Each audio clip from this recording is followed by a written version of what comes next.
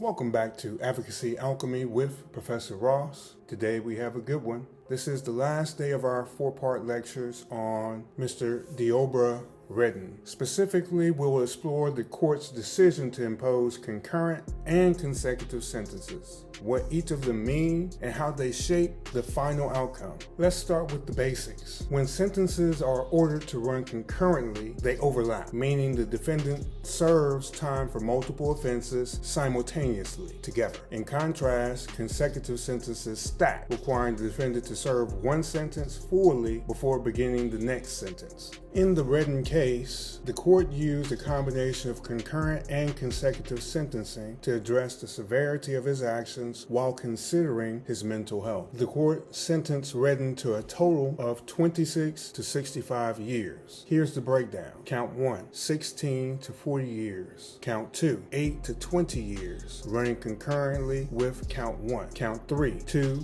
to 5 years, running consecutively. Count 4, 4 to 10 years, running consecutively. Count 5, 2 to 5 years, running consecutively. Counts 6 and 7, 4 to 10 years each, running concurrently with each other, but consecutively to other counts. So this is what I'm going to do with respect to the sentence.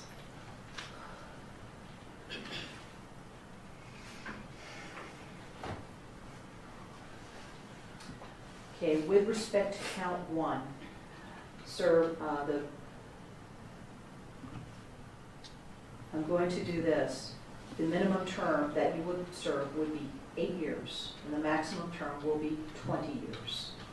Plus, there will be a consecutive potential maximum term of 8 years to 20 years.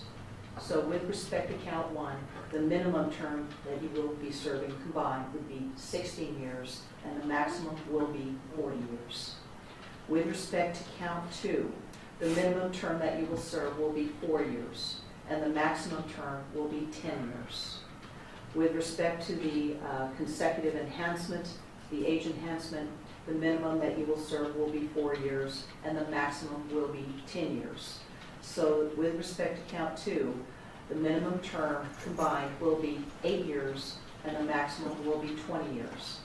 The term that I impose with respect to count 2 will run concurrent to count 1. With respect to count 3,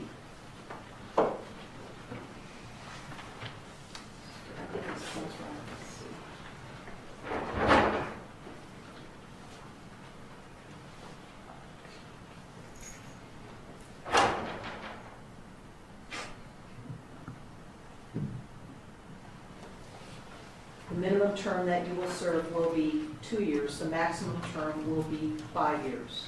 That term will run consecutive to counts, or to count 1. With respect to count 4, the minimum term that you will serve will be 4 years, and the maximum term will be 10 years. That also will run consecutive to counts 3 and counts 1.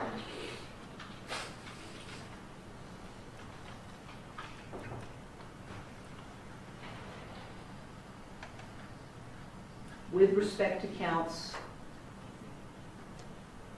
well, wait a minute, yeah, okay. With respects to counts 6 and 7, sir, the minimum term in both of those counts will be 4 years.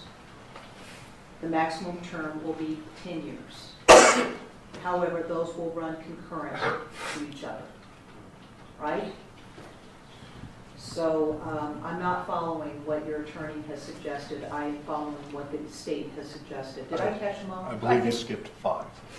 With 5? Correct. Sorry about that.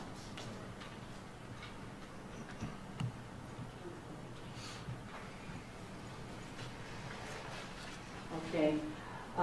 The sentence with respect to count 5 will be a minimum term of 2 years, and the maximum will be 5 years. That will run consecutive to count 4. And then counts 6 and 7 are concurrent to each other and concurrent to... And consecutive to, well, wait a minute. That was, count 6 was with respect to Officer Brandon, right? Officer Boo. You're on Officer 6 and 7. Boo. That will run consecutive to counts, the other counts. see if I can.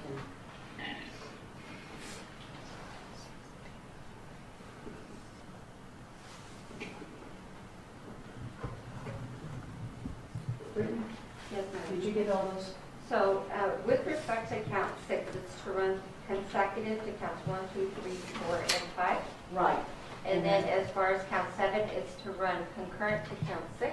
Correct. Thank you. By combining concurrent and consecutive sentences, the court ensured accountability for each distinct offense while acknowledging the overlap in their impact. The decision to impose consecutive sentences for certain counts reflects the court's view that each crime deserves individual acknowledgement. Judge Johnson emphasized that these were separate crimes involving separate victims, justifying the consecutive terms.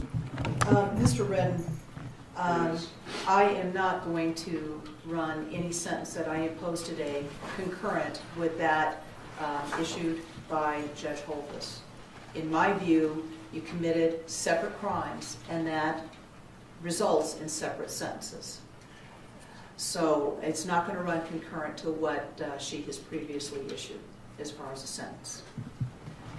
However, by ordering concurrent sentences for counts 1 and 2, as well as 6 and 7, the court acknowledged the interconnected nature of these offenses and the mitigating factor of Redden's mental illness. In addition to incarceration, the court ordered $61,318.41 in restitution, payable to CCMSI, the company managing workers' compensation claims for the injured officers. Restitution serves as a financial accountability mechanism, ensuring that victims or their representatives receive compensation for damages. And Your Honor, as to the restitution?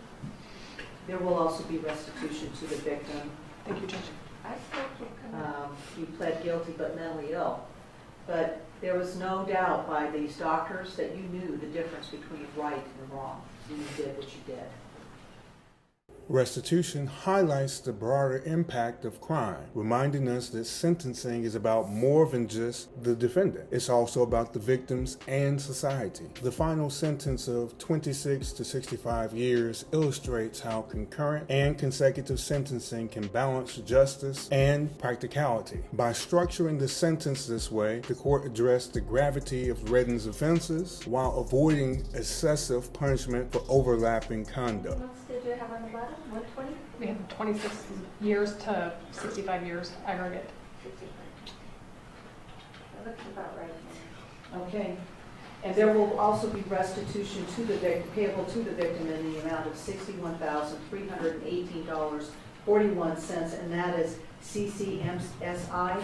Yes, Your Honor. Sentencing is one of the most intricate aspects of criminal justice, requiring a careful balance of accountability, fairness, and public safety. In Redden's case, the court's use of concurrent and consecutive sentences offers a fascinating study in how these principles are applied. What are your thoughts on this sentence? Let's discuss them in the comments below. Don't forget to like, subscribe, and join me tomorrow for more legal insights on Advocacy Alchemy. I am Professor Ross, and I'll see you tomorrow. Have a good day.